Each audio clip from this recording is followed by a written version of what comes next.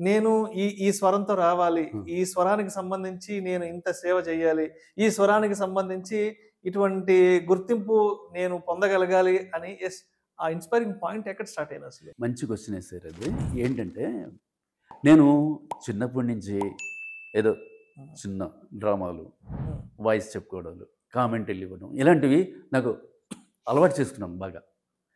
అదే అక్కడ వాళ్ళు ఏమనేవారు, "అరే! నీ వాయిస్ చాలా బావుందిరా.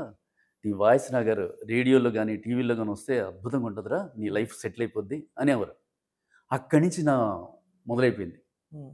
యెస్. నేను ఒకరోజు ప్రూవ్ చేసుకోవాలి. నా వాయిస్‌ని రేడియోల్లో, టీవీల్లో పంపించాలి అని అనుకోని వైజాగ్ నుంచి హైదరాబాద్ వచ్చేసాను. ఓకే. వచ్చిన తర్వాత అది ఎలా రీచ్ అవ్వాలి, ఏంటి అనేది నాకు ఓకే. నిజంగా తెలీదు. సో, మీరు వైజాగ్ నుంచి అసలు హైదరాబాద్‌లో ఎప్పుడు దిగారు? వైజాగ్ నుంచి హైదరాబాద్‌లో ఎప్పుడు దిగానంటారా? ఎప్పుడసలు ఈ భాగ్యనగరం చేరుకున్నారు?